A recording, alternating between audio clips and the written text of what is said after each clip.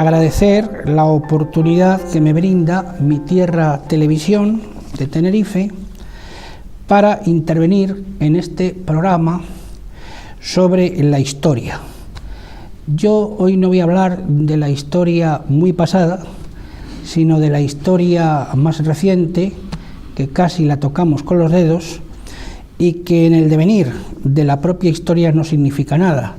porque es algo que hemos vivido pues hace 30 años aproximadamente. Yo lo voy a enfocar desde el punto de vista de mi profesión,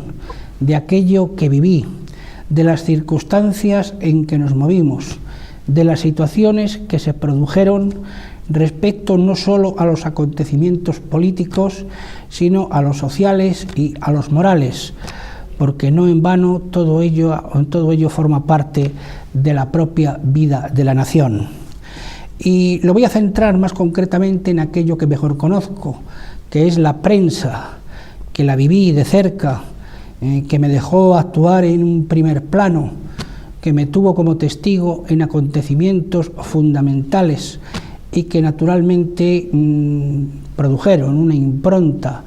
en mi manera de vivir, en mi manera de ser, en mi manera de actuar profesional y personalmente,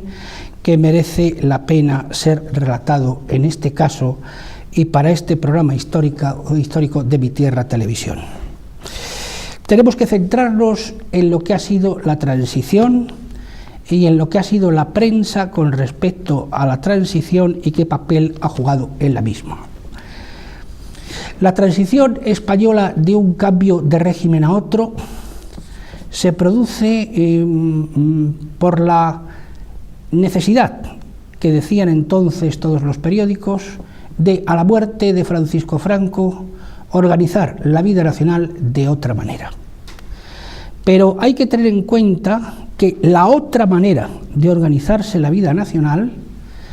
no nace como consecuencia de la muerte de Franco, sino que es anterior a la misma. Esa otra manera que venía preparada para después de Franco ya se organizó bastante antes y muy fundamentalmente desde los medios de comunicación social. El régimen anterior, lo que fue el régimen del 18 de julio,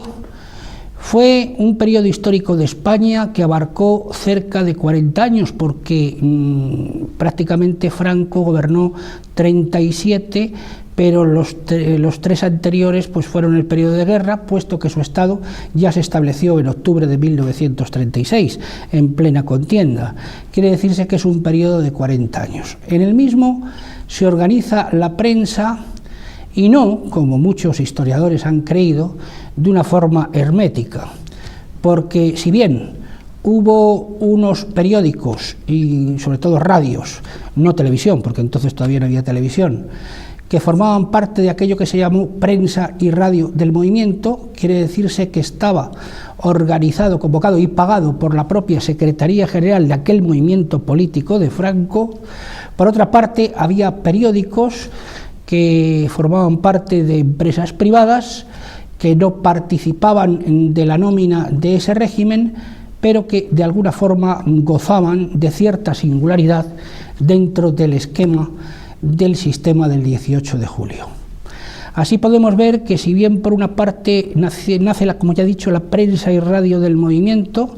con periódicos y radios y con una agencia de prensa, Piresa, verdaderamente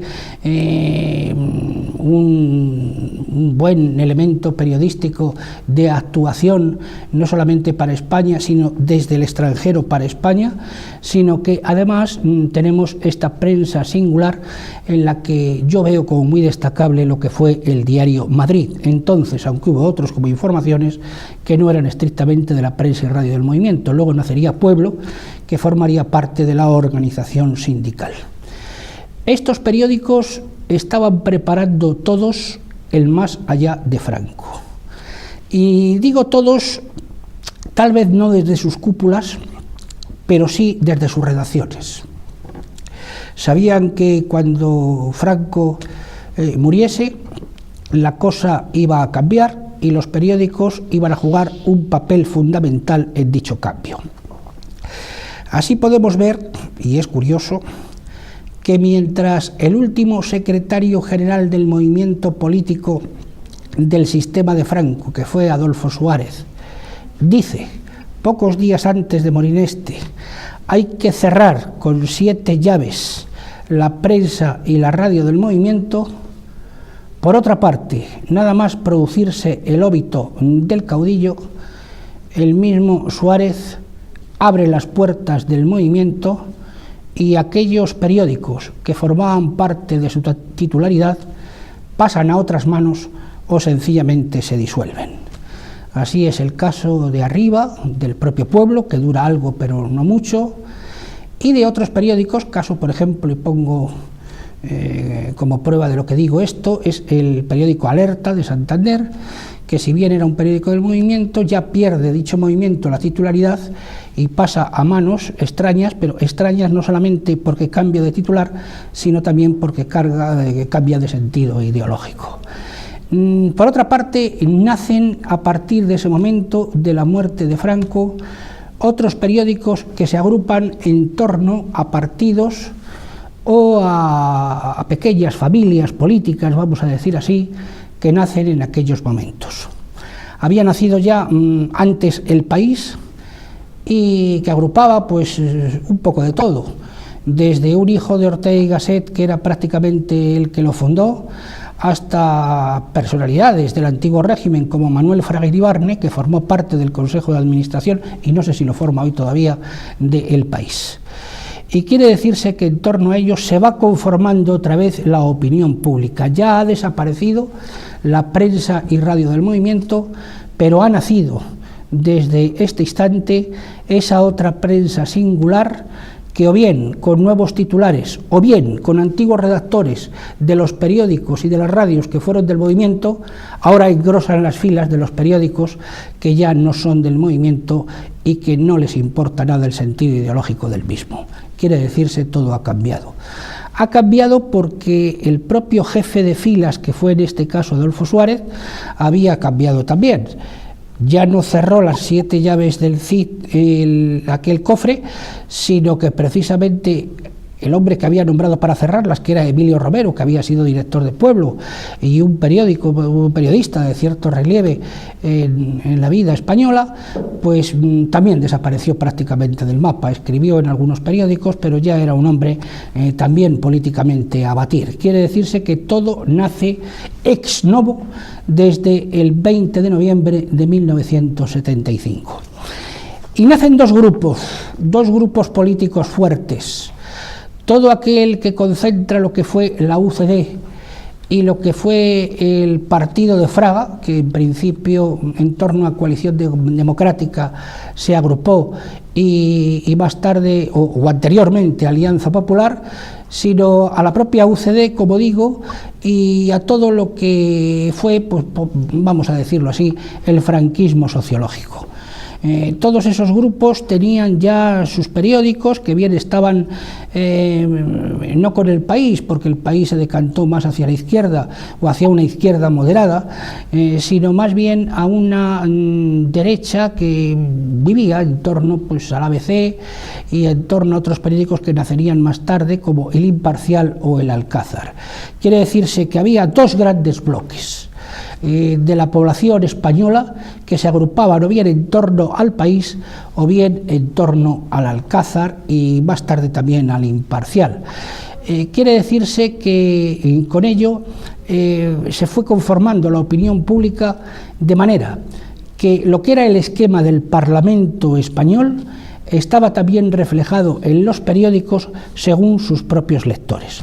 Y luego estaba el mundo de los semanarios, porque el semanario también cumplía su función, hasta el punto de que nacieron infinidad de ellos en torno a familias políticas. Pues así nació, no sé, pues desde La Jaula, que era un periódico que hizo Emilio Romero, hasta las dos grandes revistas de entonces, que era La Actualidad Española y La Gaceta Ilustrada, que era un periódico del Conde de Godó y del Grupo de la Vanguardia de Barcelona,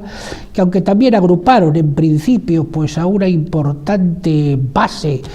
social española, poco a poco se fueron esfumando hasta el punto de que desaparecieron.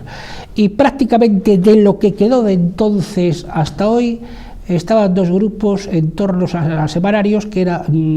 el grupo, vamos a decir así, ideológico centrista o de izquierda moderada, que estaba en torno a Cambio 16, y el grupo, vamos a decir, más nacional, más representativo de todo esto, que estaba en torno a Fuerza Nueva. Quiere decirse que había dos grandes semanarios que se podían ver con dos grandes montones de revistas en cada kiosco, que destacaban sobre todo los demás. Uno era en Cambio 16 y el otro era Fuerza Nueva. Luego había un tercer semanario que también tuvo una influencia ideológica enorme, ya en tiempos de Franco y posteriormente también, que agrupaba a una izquierda más decidida, más significada, más militante, más confesional. Esa se agrupaba en torno a Triunfo, pero Triunfo también incluso llegó a desaparecer, como desapareció también de ese grupo al que me estoy refiriendo Mundo Obrero, que toda la vida fue un semanario fundado por el Partido Comunista y que duró desde la guerra hasta nuestros días, pero que llegó incluso durante el periodo de la transición a salir en Madrid como diario, y que también, pues naturalmente, pues por necesidades y por cuestiones puramente económicas, pues desapareció. Quiere decirse que de lo que quedó, de lo que queda desde el punto de vista de la prensa de la transición, de aquella que era y de aquella que dura, pues queda Cambio 16 y queda Fuerza Nueva, pero naturalmente esta última en mucho menor medida. Luego nacen otras publicaciones que son también un paradigma de lo que estoy diciendo. Son agrupaciones políticas que tienen su propio medio de expresión. Hacen un poco, de alguna manera, acordarse de aquellos periódicos que durante el siglo XIX tenían todos y cada uno de los partidos políticos. Así nace entonces el Liberal, nace el Imparcial, nace Claridad, nace el propio Mundo Obrero, del que ya hemos hablado. Quiere decirse, cada grupo tiene su periódico, nace el Socialista, tiene su periódico, y en torno a ellos pues se agrupan las diversas facciones políticas, incluso económicas. La prensa de la transición fue vital para el desarrollo del programa político que puso en marcha la democracia de carácter liberal, que nace como consecuencia de la Constitución de 1978. Pero no quiere decir que se pergeñase un periódico nuevo para esa época, sino que nace conforme a las necesidades de los partidos en el tiempo histórico que se vive en tiempo presente. Quiero decirse que cuando un grupo necesita una publicación para servir sus intereses o sus ideales, se pone en marcha un periódico que generalmente tiene una vida bastante corta, y que cuando las ideas que son más consistentes, aquellas que, como decían algunos periodistas de campanillas, dejaban pozo, cuando esas ideas se ponen en marcha, son publicaciones que perduran con más o menos volumen, con más o menos intensidad, con más o menos potencia, pero que todavía perviven en el panorama político español y en este caso de los últimos tiempos. La transición, unos dicen que comenzó con la muerte de Franco y que terminó con la Constitución. Yo personalmente no creo que sea así, ni mucho menos. Creo que la transición sigue viviendo, porque la transición, ya lo dice la palabra, es un periodo de tránsito hacia algo, y ese periodo de tránsito hacia algo, pues a mi modo de ver, todavía pues no se ha suscrito, todavía no se ha puesto en marcha, todavía no se ha celebrado. Quiere decirse que el periodo transitorio sigue viviendo, y la prensa es testigo casi en exclusiva de aquello que vivimos. ¿Cuál ha sido el resultado de todo ello? Pues muy sencillo. España sufrió un vuelco definitivo.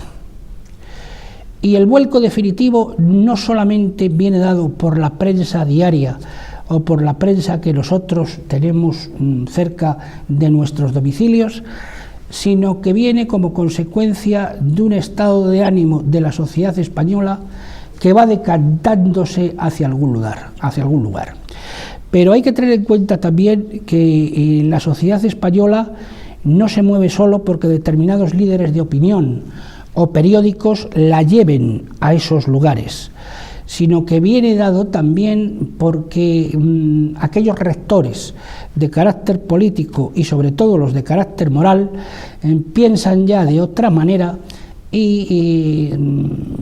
vienen, ¿verdad?, a representar a través de sus medios otra nueva perspectiva de los acontecimientos que se están sucediendo y produciendo. Así tenemos que, por ejemplo, el mundo del ejército tenía su propia prensa, sus publicaciones, pero esas publicaciones prácticamente desaparecen porque los rectores del ejército estiman que ya no son necesarios, que con la prensa diaria que se vende en los kioscos está representado de momento la opinión pública. Así tenemos la prensa, que es muy numerosa, de la Iglesia Católica. La Iglesia Católica seguramente tuvo en España, y tiene todavía hoy, no lo perdamos de vista, uno de los mayores porcentajes en tirada de periódicos y medios de difusión que actualmente todavía se van sucediendo, se van publicando. Así tenemos que las órdenes religiosas concretamente tienen su medio de expresión, que los párrocos, vamos a decirlo así, también tienen su medio de expresión, que la Acción Católica como tal pues tiene su medio de expresión, que es Eclesia, una revista que fue extraordinaria en su momento y que representa de alguna forma la voz oficial de la Iglesia. Así tenemos que las diócesis, los párrocos, como he dicho, tienen a través de otras revistas como Vida Nueva, pues una forma de expresión que llega pues a todas las parroquias que están fundamentalmente suscritas a la misma, y otros órganos de expresión como Propaganda Popular Católica, que en su día es la que publicó Vida Nueva y que tiene una cantidad de ediciones, publicaciones y hojas informativas que también crean una opinión pública pues muy concreta y que influyeron decisivamente en el mundo de la transición. Pero todo esto implica que, como he dicho anteriormente, los líderes de opinión, en este caso los pastores de la Iglesia, ya que nos estamos refiriendo a ella, dictan, si es que se puede decir la palabra dictar, pero bueno, en este caso la vamos a aprovechar, sino que imponen o implantan una forma de expresión distinta de pensar que llega a la opinión pública, y eso lo hacen a través de sus medios de expresión, y eso también pues aporta un caudal ideológico a la vida nacional que se refleja después no solamente en las urnas a través de los votos, sino en el estado social y moral de los que vivimos en España. Y digo de los que vivimos en España porque no solamente influyen en los españoles, sino en todos aquellos que vienen a trabajar y a vivir aquí y que también forman parte del mismo panorama ideológico, político y social. Y luego tenemos que los periódicos buscan también sus intereses, y los intereses en este caso son los que mandan y los que marchan por la senda de la Constitución. Quiere decirse, aquí se proclama un texto que se dice es la Carta Magna de la nación española.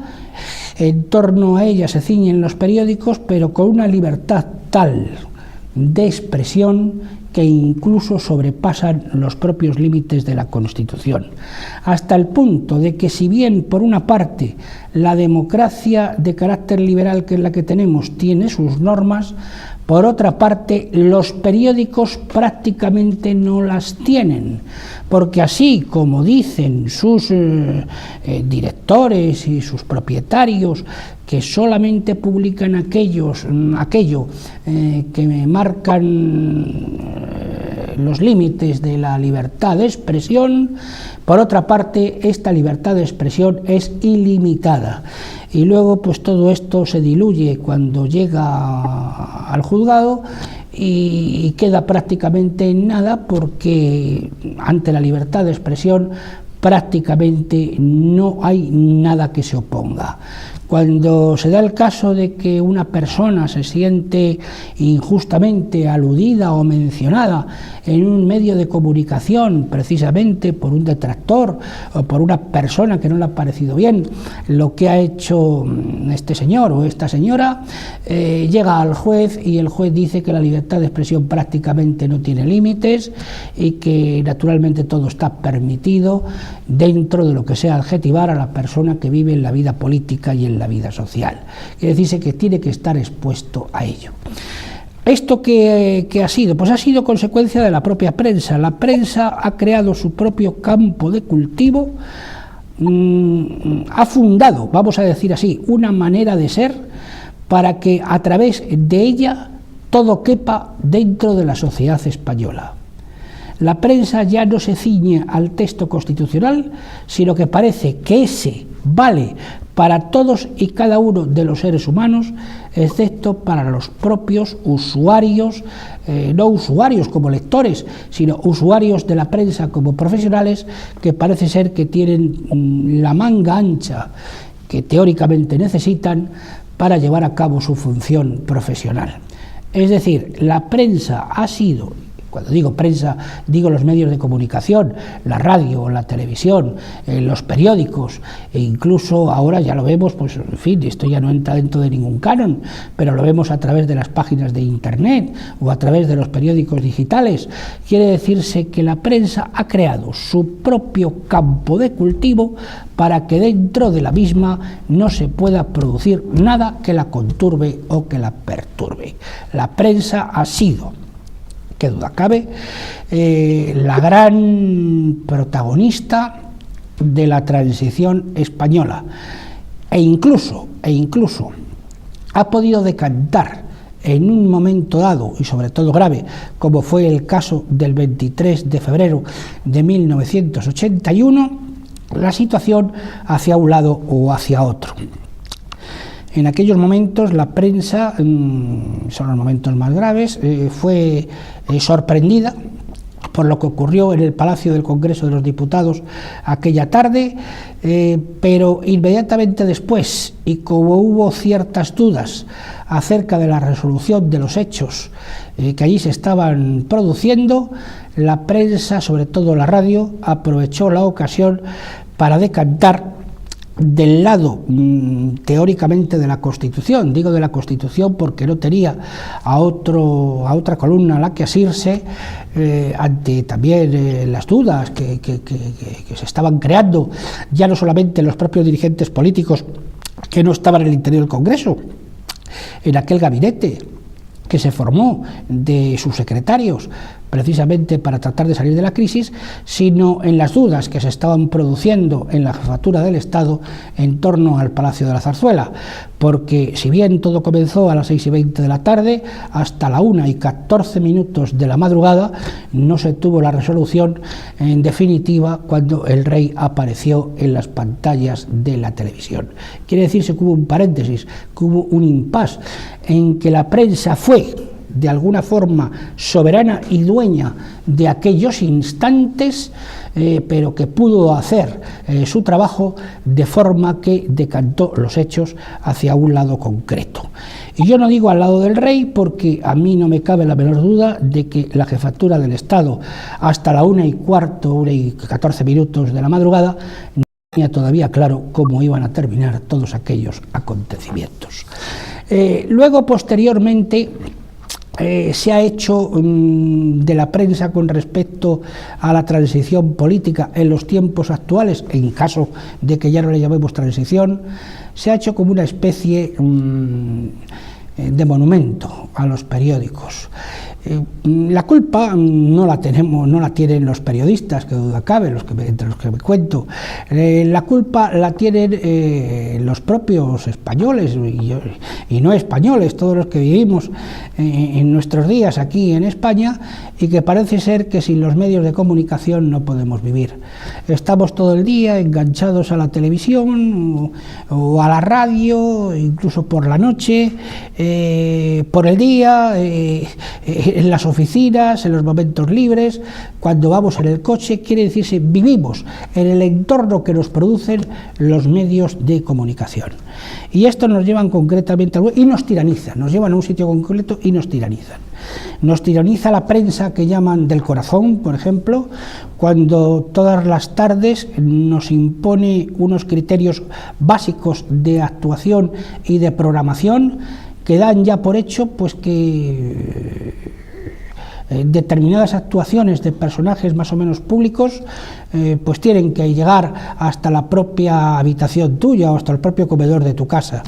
Y además no solamente ya eso, sino que todos aquellos que no han conseguido la fama por medios propios, esa fama pues naturalmente es producida por los medios de comunicación, que unas veces se la inventan y otras pues la imponen, francamente, para que la opinión pública se dé cuenta de en quién ponen los ojos cuando ocurre una cosa de estas. Y así hemos visto cómo todo el esquema nacional, las instituciones políticas, la vida social, la calle, el lenguaje, la forma de expresarse de los niños, de los jóvenes, incluso de muchos mayores, la forma ya no de expresarse sino de comportarse, ha creado un caldo de cultivo propio que nos hace ya comportarnos y seguir unas líneas determinadas, de manera y modo que estamos ya abocados a comportarnos y a producirnos de determinada manera en la vida pública. Esto lo han hecho los medios de comunicación en gran parte, que muchas veces, incluso en la transición, a mí me ocurrió en varias ocasiones, tenían hasta más credibilidad que el propio Estado o las propias instituciones del Estado. Yo recuerdo precisamente que yo he recibido citaciones, pero no citaciones del juzgado, para ir a declarar respecto a determinados artículos que he publicado, sino que ya previamente venían en los periódicos. Va a ser citado a declarar fulano de tal por un artículo que ha escrito tal, y yo digo, bueno, pues va a ser llamado a declarar. Bueno, pues muy bien, pues espero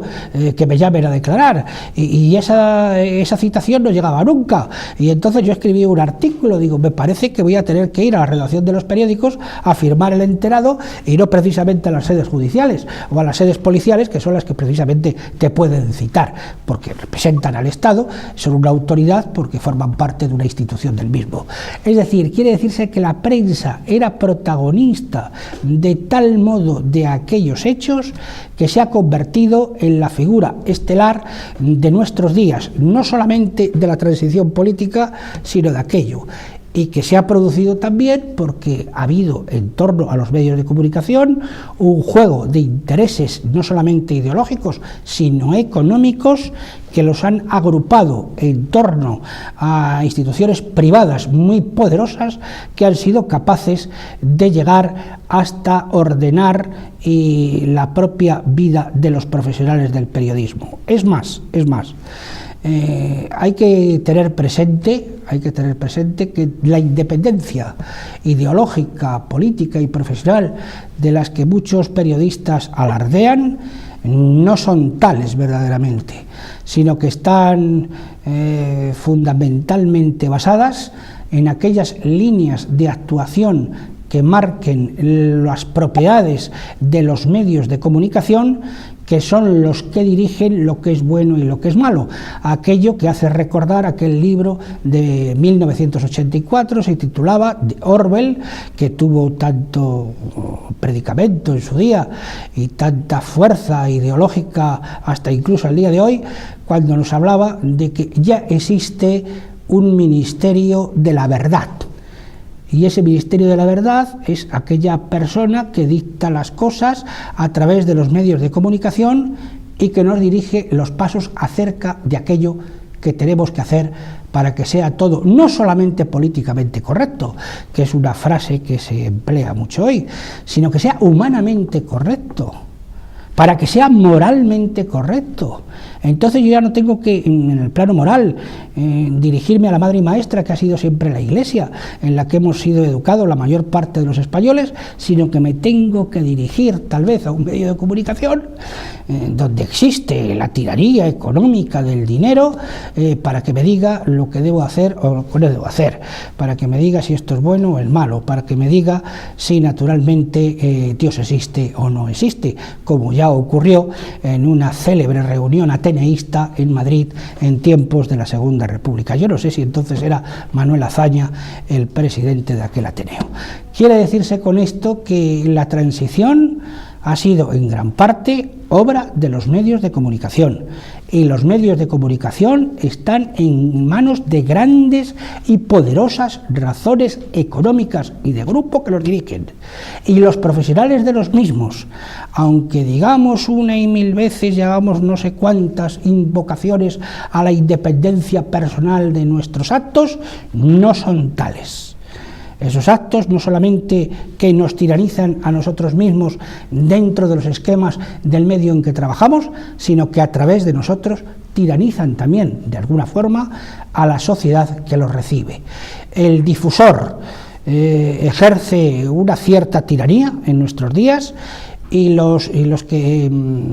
receptores que somos nosotros, pues también. Quiere decirse que hay un significante que viene de los medios y un significado que captamos nosotros, y ese significado es el que nos dice lo que tenemos que hacer y lo que no tenemos que hacer, dónde está el bien y dónde está el mal. Quiere decirse que la transición política, si bien ha traído, aireada por los medios de comunicación, una gran revolución técnica,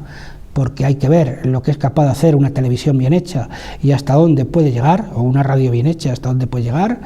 un papel impreso que yo no sé el tiempo que le durará de vida, pero que bueno, que todavía le puede que le quede alguna, pero que quiere decirse que si bien por una parte técnicamente han alcanzado un nivel altísimo, por otra parte el nivel profesional, el nivel moral, el nivel ético no está al mismo nivel que el técnico.